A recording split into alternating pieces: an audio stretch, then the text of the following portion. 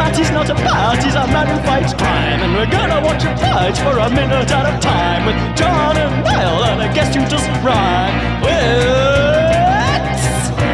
Bat Minutes!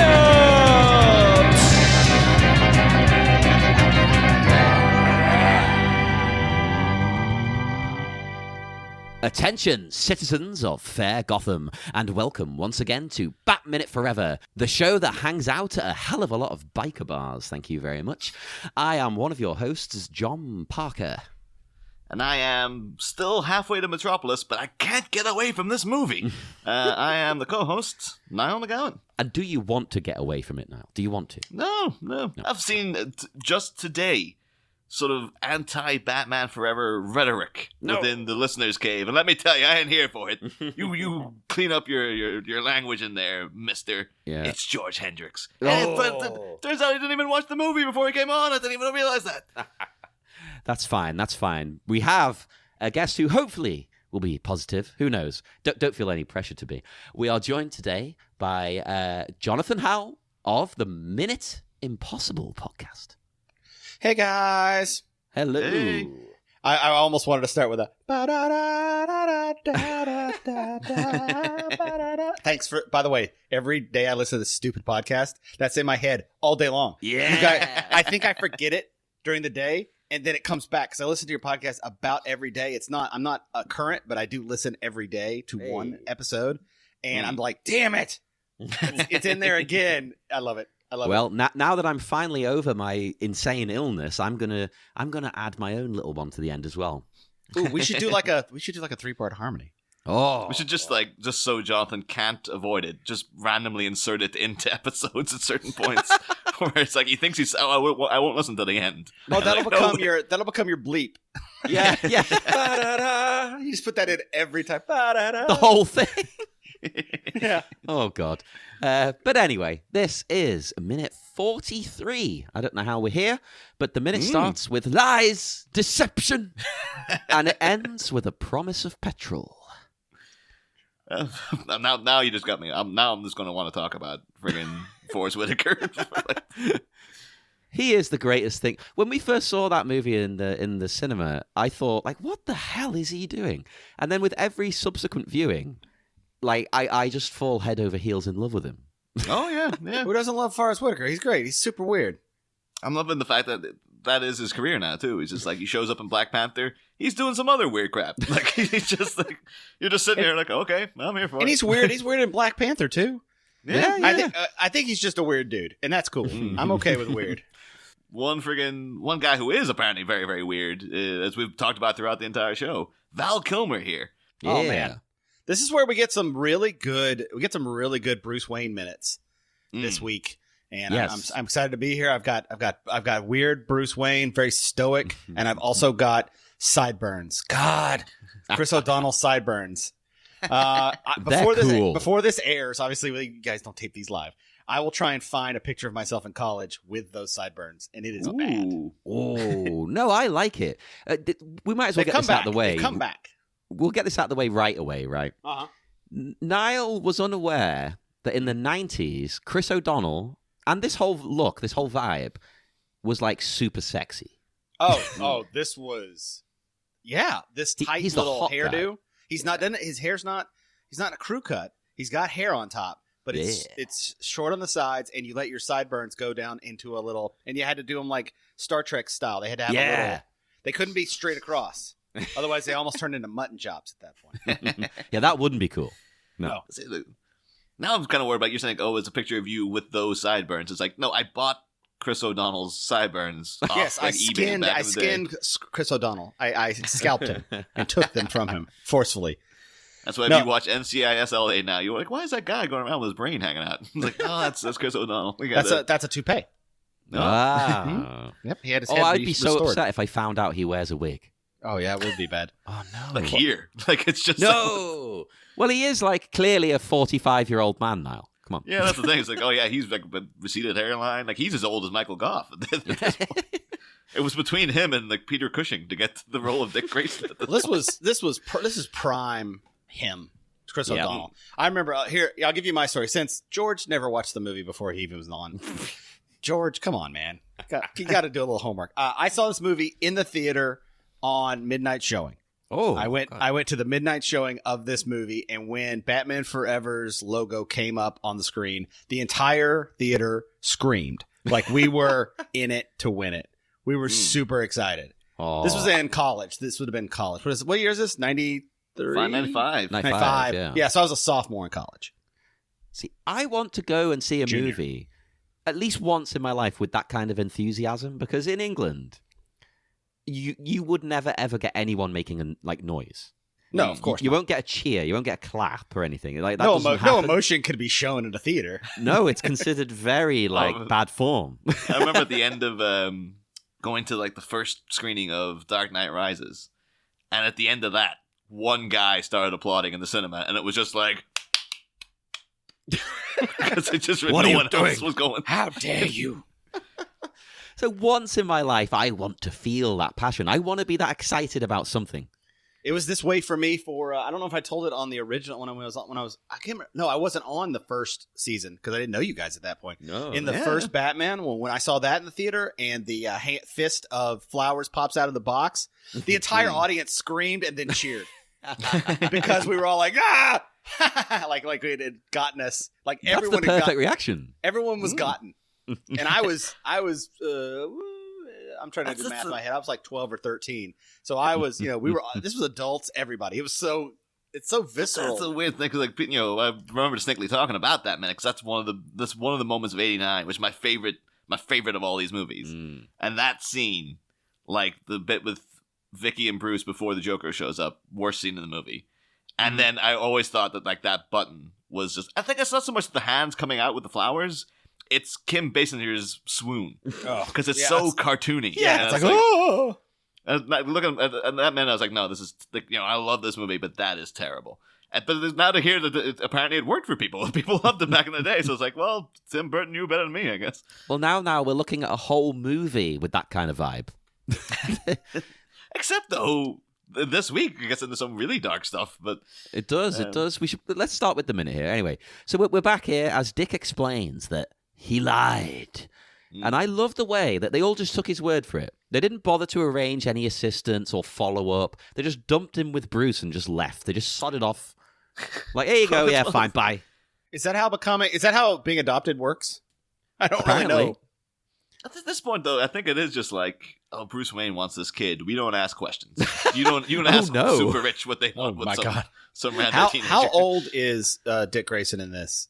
Supposedly, we're surmising that he's supposed to be 16 because we're thinking it's like he's just young enough that he would need some sort of adoptive parents. But he can drive. But he can drive, and we're thinking that I think it's in one of the scripts of the novelization or something. They mentioned that like he would be chewed up by the system and then spat out again within a year because he'd turn 17, and they're like, well, you're an adult now, get the hell out. So it could be that like Bruce is the only horse he's got. Like it's the only horse in the race, because it's like, well, I can look after. I'm not going to throw him out. This is such a year, so. It's such an antiquated movie TV trope that someone this age would have to go into a foster home. Yeah, or because at certain points, I mean, you watch there are famous people, famous actresses and actors who have emancipated themselves from their living parents. Yeah, and they no longer, if your parents die, you don't have to go be. I understand if you were like 14 or something, you literally are a child. But if you're 16, I mean, you can get a job. He's an out of work circus performer. So I guess, well, could he go back with the circus? Did the circus? I have lots of questions. Did the circus close down, or is it like going to continue? We had a problem with this. The circus is gone. They've left and gone. Like he's going to catch up, right? No. Well, that's the thing, because Bruce does come out and say like, "Oh, the circus must be halfway to Metropolis by now," like assuming that that's where he's going. But then it's like, well, why would he want to join back to the circus? I guess you can assume they're the only family he has, but they cleared off on him. Like, hey guys, well, what the hell? You left? My parents were killed. Yeah, this is the time they should be supporting him and rallying around him. Yeah, we'll throw in a little Titans as we go, because I have been watching Titans, so I get the same Dick Grayson, origin story. And in that one, the people rallied around him from the circus and went to the funeral and were like part of his family, like part of his life. But Dick as well mentions, of course, tying into what we're saying, social service interviews. You are a grown man. You don't need to go into the system. You're not 16. You're clearly 25 to 28. You don't need social service interviews. I think too, like Bruce is well aware of this because that's why he's like so relaxed about letting them go. Because he's like, well, if I do try to keep a full-grown adult in my house, that is abduction. So like, I gotta like, that's kidnapping. You gotta go, kid. Chain him to the radiator like Boy George did to that guy. Mm-hmm. Well, there's so many things like in this, like you almost. I maintain throughout these scenes that you could recut this footage into like a horror movie trailer because like. He's like, oh, it looks like you're running on empty. Why don't you come in for some gas? And there's a little thing where, like, when Dick's leaving, Bruce and Alfred give each other a little nod, like this is a routine of something. It's like, oh yeah, we've got a bunch of bodies in the cave. Like, well, I guess it's time to show him the murder garage. It's like the actual twist of this was like Bruce Wayne was also going to be like Zaz or something. Oh, that would be a good Elseworlds. I'd read that comic book where Zaz becomes the Dark Knight, but he's like he does fight for good, but he's kind of got that Dexter thing where he has to murder people, like he has to. Yeah. It's part of his DNA. Evil people, but yeah, he somehow helps set it up. Like it's not a who are you? It's like I'm Batman. It's like more of a who are you? I'm gonna murder you. I would watch that or read that. Hell yeah, I'd be up for that. I think they should do more movies and shows and stuff that play with these kind of concepts, like the Elseworlds thing. I would watch a show that was called Elseworlds, and every episode was a different interpretation of a DC character. Well, we're getting it for Marvel. Yeah, yeah. Marvel's gonna get a what if show. Yeah, but yeah, Elseworlds show. I mean, they've kind of played with that with Flash. Flash is like the king of the Elseworlds because they've now made it into Crisis on Infinite Earths, but basically they were doing Elseworlds. So like on this planet, Superman is black guy. On this planet, he is Flash is a different person, like a different human became him. That's cool. And they've been playing with it. And they do wink at the camera. They're like, huh? Yeah. Remember this guy? Oh, they did that with like Brandon Routh Superman showing up, and it's like he looks exactly like Ray Palmer. Like people coming in and like Supergirl coming in and going like, Jesus, Ray, you look great. Yeah. He's like, oh, it's not Ray. Ray's over there. Oh.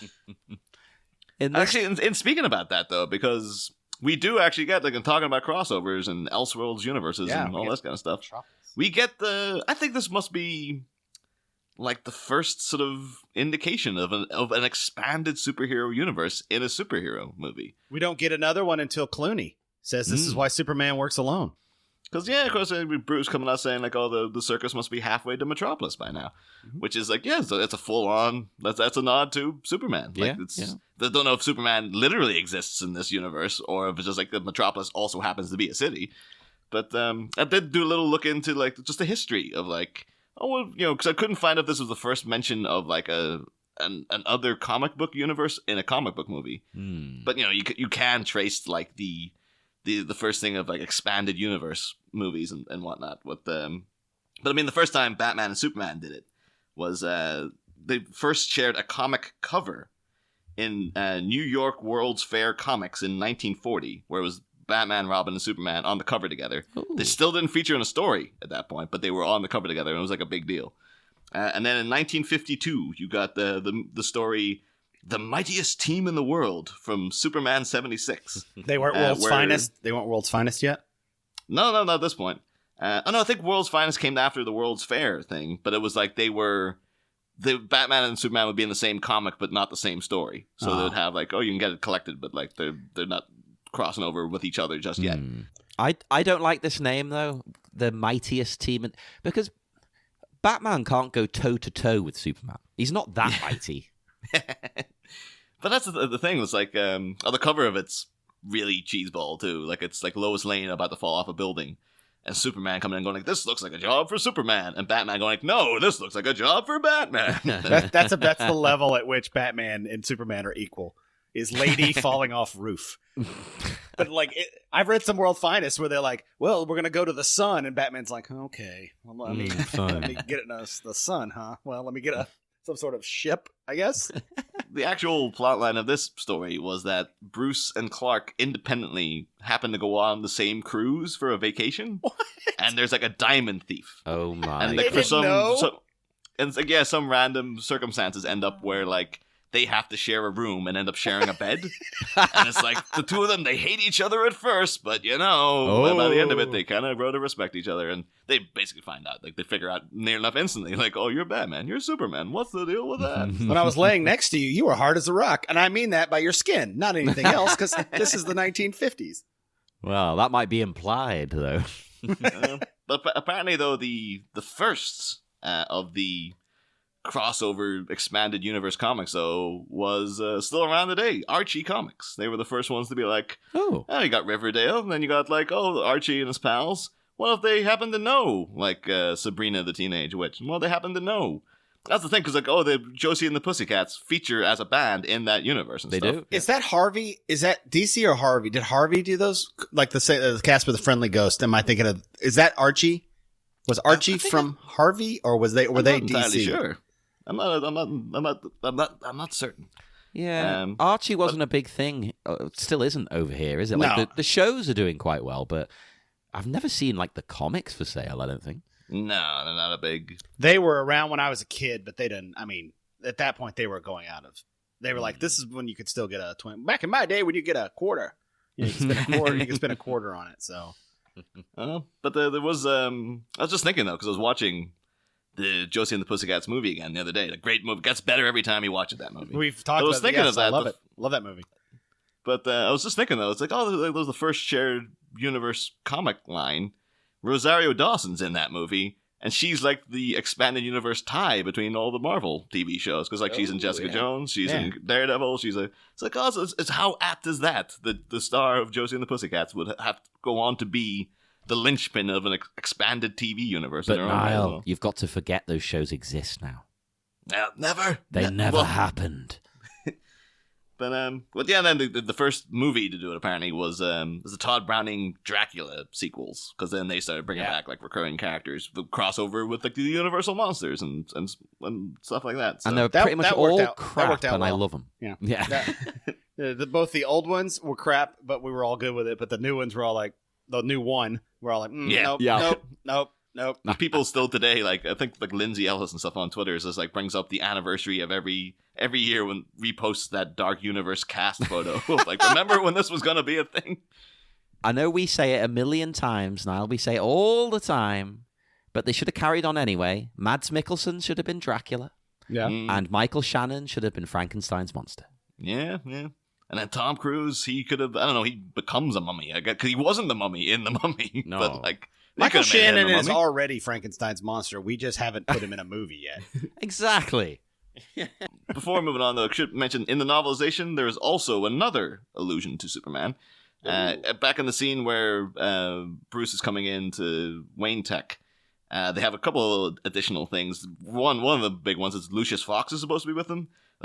Unless Jon Favreau was playing him, he ain't in the movie. And at one point they're talking about the LexCorp stock prices dropping. So it's another little cool. like LexCorp is a thing in this universe. I Yeah, guess that's And Bruce cool. Wayne has dealings with them. So And if you are mad about us talking about Dracula, he is the original Batman. So that's all. Let's all calm down. Hell yes. Those of you listeners, Dracula is the original Bruce Wayne.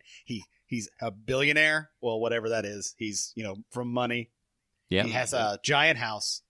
He keeps people against their will, like Alfred and Robin. This all Alfred's been checks trying out. to escape for years. it'll be great now. Actually, like throughout the rest of the movie, Alfred keeps getting younger, and Dick Grayson keeps getting weaker and stuff.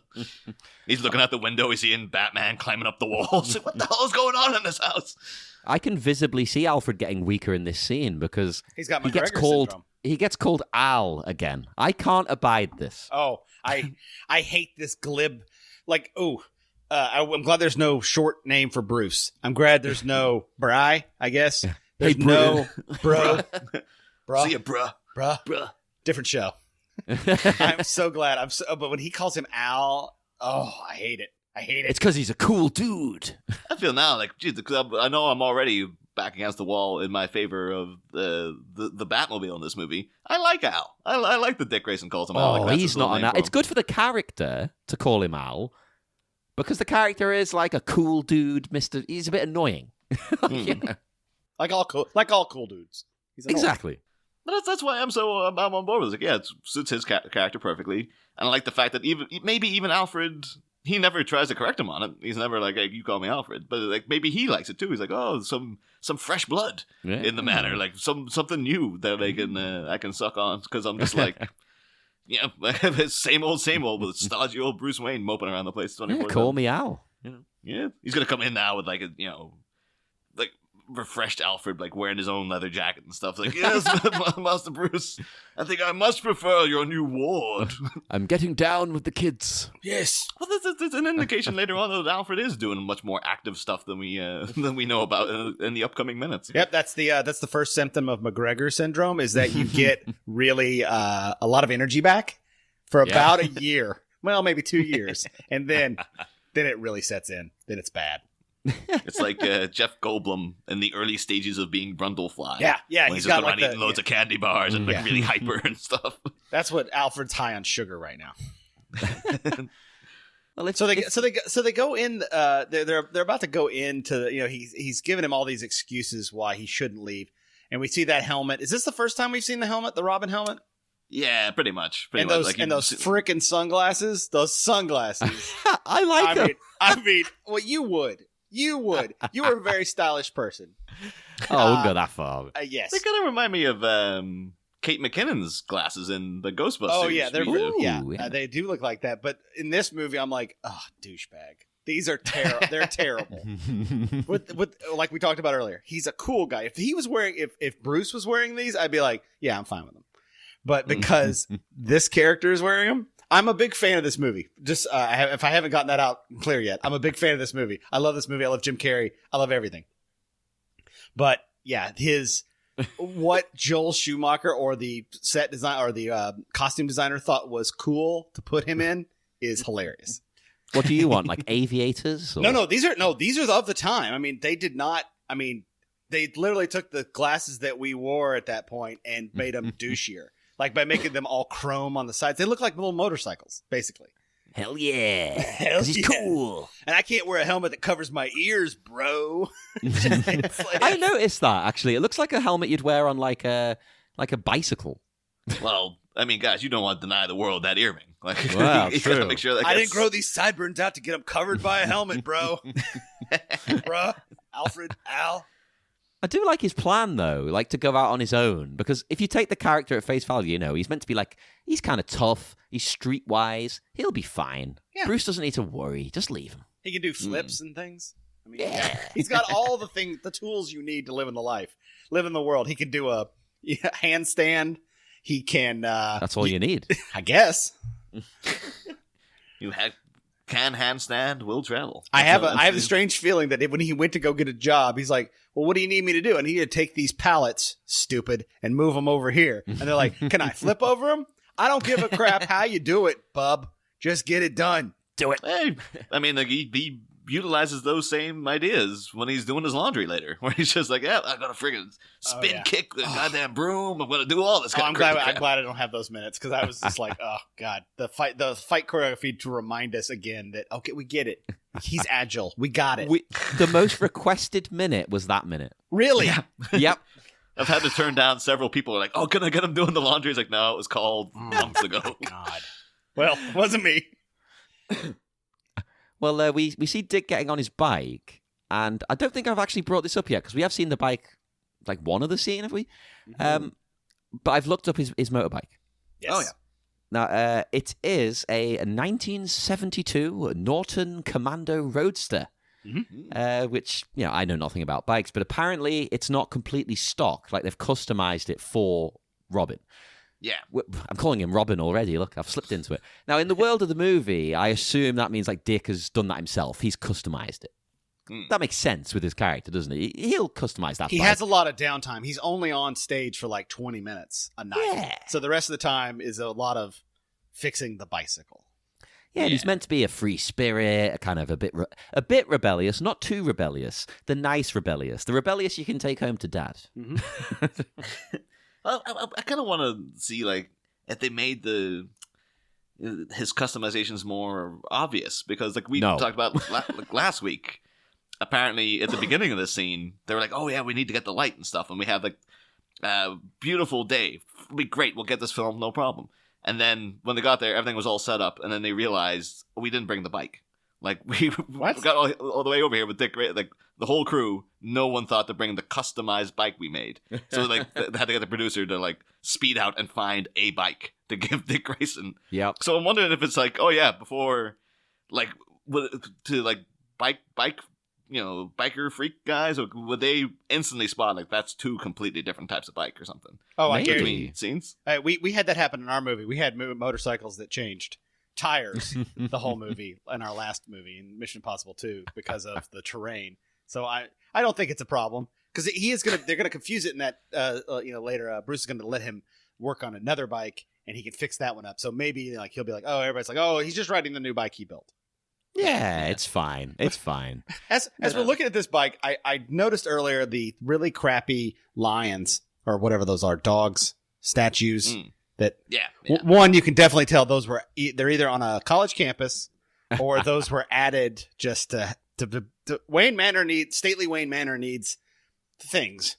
What do you call those? What are the parapets? I don't know what you call them when they're facing each other. Yeah, I don't know actually. Yeah, because they're not just statues. There is another term. Yeah. Yeah. And then don't talk about Ghostbusters. They look like the Hellhounds. They do. They look like Oh, they should come alive at one point. Well, they got that, and if you look at the background, which also made me laugh, is that like Wayne Manor. It's super bright. We're in the middle of the day, but look at those eerie clouds in the background. It just makes me laugh. I love. Maybe that's part of the reason I think this looks like they're in England, because it just looks dull. Yeah, it looks drab, dreary. Must be England, yeah.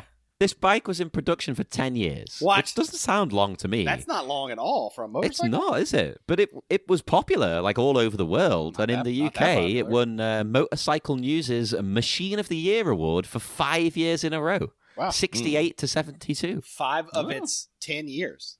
Yeah. So why would... Maybe they didn't discontinue it. Maybe they just technically made a new model and just gave it a new name. Yeah. They always ruin stuff. If you want to see one recently, it is in the TV show Schitt's Creek. Oh, so you're gonna have to bleep that with our. That's an interesting point. Can we say Schitt's Creek? If it's spelled differently in your mind when you say it, yes, you're fine. But I did also look into the Internet Movie Car Database. Always. And like, this is Mike, so technically they're misadvertising right there. But one of the only things I noted that this was in myself was it's featured in the movie Digging for Fire, which is a movie I've seen. And as I recall, it's actually ridden upon by one Brie Larson, who would go on to be Captain Marvel, who I think rides motorbikes in that movie at one point. I can't quite recall. She does. Remember, she steals one. Because that's when she steals her leather jacket. Her Robin-esque leather jacket. Clearly inspired by Dick Grayson, yes. Well, he's wearing more of a Rebel Without a Cause leather jacket. She's wearing more of a Top Gun leather jacket. Yeah. Because she's even cooler.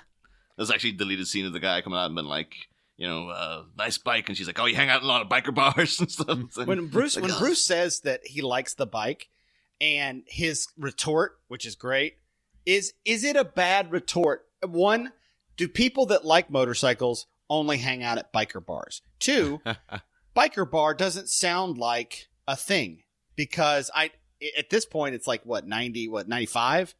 Yeah. Biker bars. I know Sons of Anarchy has regaled us with that biker, they still exist, they're around. There are these these groups and gangs out all over the world, and like some of them like do charity stuff, and they're just old men with beards that ride their motorcycles. But he's like saying, hang out with a lot of biker bars, Bruce.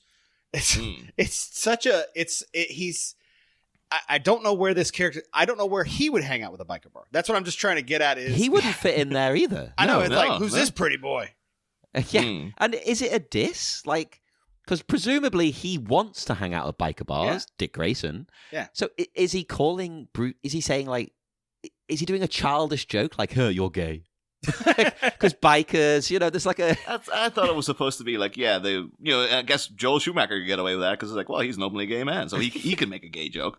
But then why would he? Like, but that's the way I took it was supposed to be, that you can either look at it in the PG version where it's like he's just alluding to the fact that Bruce Wayne's this big rich guy on top of the hill. Why would he be hanging out with a bunch of tattooed biker guys and stuff? Like, it's too much of a contrast. So that's the joke. Or you could be like, yeah, biker bars are kind of associated with the homoerotic culture, macho-ness now. Yeah. And actually, it really reminded me of one of the unfortunate sort of low points of the Batman animated series, because like they do have a kind of diss at Joel Schumacher. Ooh. And when describe it to you, it's like, yeah, it's not a good look for them. Where there's the episode Legends of the Dark Knight, which is all about a bunch of kids walking around and they're telling stories about their their perceptions of Batman. And I've stuff. seen that one. That was good. Yeah, so they have like one of them's telling the thing where it's like Michael Ironside doing his voice, and it's stylized entirely to be like, Dark Knight Returns and stuff like that. But at one point, they're going past this kid with long hair who looks a lot like Joel Schumacher, and he's like rubbing himself against a feather boa attached to like a mannequin, and he's like, "Oh, you guys talk about Batman? I love Batman. All those rippling muscles, the tight rubber suit. Oh, I love that. And like, I hear his car can drive up walls." And the kids walk past and they're like, "Oh yeah, whatever, Joel." And like they walk away. So it's like, it's clearly like a little bit, but it's the fact that he's doing like, they make him kind of effeminate and stuff, and he's rubbing himself against a pink feather boa. It's like, guys, this ain't a good joke. Like this could be interpreted as very offensive by some people, because you're just like, Joel Schumacher's gay. You get it? And it's like, that's weird. Guys. Weird is funny. Yeah. Yeah, it's funny if Joel does it, but at the same time, it's being delivered by a character that it's not funny coming from him. So I'm torn. Like Paul Dini and stuff has come out and said like he does not care for these movies. So he's just been like, yeah, as one of the people behind the animated show, he's like, nah, Joel Schumacher's Batman, I did not care for whatsoever. So I think it is a deliberate knock at him of like, oh, how stupid is it? The car drives up walls and he's freaking rippling muscles in a tight rubber suit. And so I love the way that's the stupidest thing in Batman. Oh, the car drives up walls. Yeah, come on. The thing is it's like, yeah, I'm surprised. I wouldn't be surprised if you looked into the animated series. There was a scene where his car drove up a wall or something. I'm fine with that. The Joker created a box and put a fist in it with flowers. That's just as stupid, but exactly, it works. And the car driving up the wall, I'm like, fine. It's a Batman movie. What do I expect?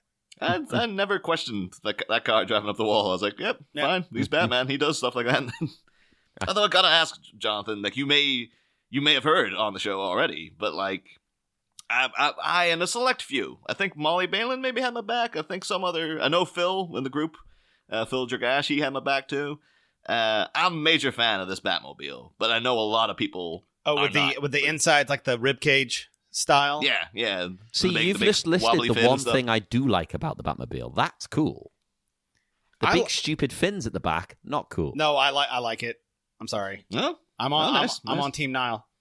Oh, I think I'm still winning. Keeping track of these things more. Yeah. Like I keep meaning to, I've been meaning to have a running thing about like whether people prefer the name Edward Nygma or Lyle Heckendorf, because apparently that's what he was originally going to be called in like the earliest version of the movie. Hey, we'll do a poll in the group. Edward Nygma is better. That's my vote. Write that down, Jonathan. Pro Nygma. Gotcha. Well, this I love we're not at that point. We're in some very grounded minutes. There's nothing like fantastical at all in any of these scenes that I have. Thanks for that, by the way. No fighting of laundry, no ridiculous wings on the back of a car that are so impractical you couldn't even drive around. But I still love it. I love the stylized look of the car, because I thought in this first one, Joel Schumacher's sensibility works with all the characters. Except, and you guys have touched on this before, Two-Face. You said before, it's all about duality. No, he's not good, ever. Yeah, that's why the literally like one track mind. Two-Face. That's why I like the new one they did in the Dark Knight. I enjoyed that Two-Face, because I'm like, hell yeah, because he's literally lost everything, and he's so mad that he wants to punish the person he thinks did this to him. Yeah, I get that. And he'll go to any means necessary. So this, I liked his sensibility. I like Joel Schumacher's sensibility in this movie. Now, let's not talk about the next movie. That's great in its own way. Sure. Just know when you have me on, make sure I'm on later in the episode so you already got a good footing in people liking this movie before you have me on. Just so you know. I don't know, man. Like I'm curious to see because I think actually of all people, because she's quite a dry sense of her about her. Well, I think like Liz Whitaker was really like, I genuinely love Batman and Robin. It's genuinely my favorite Batman movie. And you think a lot of people will be like liking it ironically, but I'm thinking with Liz, it's like, no, that's the best one. To be fair, she's probably only seen that movie of all of the Batman movies. That is true. Yeah, she might well be like, but watch like Batman Begins. Is like, is this the same guy? Like I don't understand. Yeah, why is he? This doesn't seem like. But yeah, I mean, it has great parts too because it's a cartoon, whereas this is just the beginning of a cartoon. This is a comic book still. Yeah, that's what I think the difference is. It is like this a halfway house. This is a comic, and the next one is a cartoon, and that's the difference. The next one is like Hanna-Barbera's Batman. Yeah, basically. Well, I think that's why this one does get a little bit forgotten with people. People like the Burton ones, and they like to make fun of Batman and Robin. But this one's kind of a bit of both styles at once, and I think that's good, and it works for the film that you get. But it also seems less original and different and like in your face. It's not as memorable in some ways. Although also, you get a different Bruce Wayne, and this different. I'll talk about it in some later minutes because I don't want to take up this minute because there's a lot to talk about Bruce Wayne and the way that Val Kilmer is portraying him in this movie. So, before we move through the minute as well, this line about the biker bars again. All I could think of, this will mean nothing to Niall at least, I don't know. Gamers listening, Dave Palace, you might know. It just made me think of the game Shenmue, where you're going around and asking everybody, like, I'm looking for some sailors. Do you know a place where sailors hang out? You're investigating, and it always sounds seedy no matter how many times. I have to say, John, I know that was unintentional. That was a pretty good Val Kilmer impression you just did. Yeah, because anytime you have to do Val Kilmer's lines, I know, do that voice and see how. Yeah, anytime an Englishman does the American voice, you pitch it lower, and you just talk like this. I don't know. Right? In my head, Americans are quite high pitched. Yeah, that's what we are.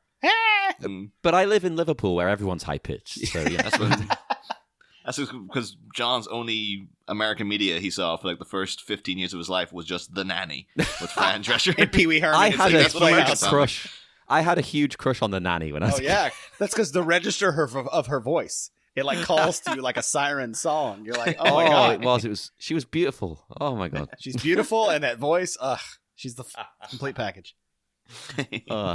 And so Bruce then he woos Dick into the garage with an offer to top up his bike with some gas, some petrol. Now, do you think that Dick really accepts this just because he wants a peek at what this billionaire is keeping? Yep, locked away. He's now at the point of filling the days. If he's decided he's going to now live his life out on the road, if a billionaire invites you to his house and says, "Hey, you want to see my garage?" You go, "Yeah, okay, sure, fine." Yeah, he's going to have some juicy equipment in there, right? I do appreciate though before like when Bruce is offering him this petrol, immediately after Dick has said, "I'm going to find Two-Face and I'm going to kill him," and Bruce is just like, "All right," he does do the whole like, "Well, killing him won't make you feel any better; it'll make you feel worse." But it's just the fact that he's just like, "Well, all right," obviously we know that he's playing the long con here, but. It is so like I wonder how many people has Dick Grayson been telling he's going to kill Two-Face? Was he everyone? Like saying to Gordon, "Is like I'm going to find Two-Face. I'm going to kill him." He's like, "Oh, you little scamp, go on down to Wayne Manor with me." You kids crack me up. I keep telling you, I'm going to kill Two-Face. I keep telling you, you kids crack me up. May I get you some food, sir? Al, I'm going to kill Two-Face. All right, I'll make you a hamburger. You'll need the energy. I'll put an onion ring on top for extra. Oh, that's fancy. I do like that this seems to be, again, they've got this routine down so much that, like, whatever, like, unspoken communication is between Bruce and Alfred. Because, like, yeah, that is what Alfred's doing. Like, he's run off to the kitchen to prepare a burger for this kid. Unless the burger was always going to be that, maybe he made it before they showed up. Because he's like, well, he might be hungry. You never know. Do you think that's Al's food? Because I don't see Bruce Wayne eating burgers. Like, why would he have the burger and the bun and the he has all the things you need? Like, he has onion rings. He has an onion ring. I think we'll get to that next week or tomorrow. We'll have loads of time for burger talk. Yes, we'll talk about that. But yeah, I'm done for this minute though, because now I'm hungry for this burger to get into it. Like, yeah, we'll depart in a second. Then we'll go and eat burgers. But Niall, there's a weekly thing you need to do. Oh, that's what they do.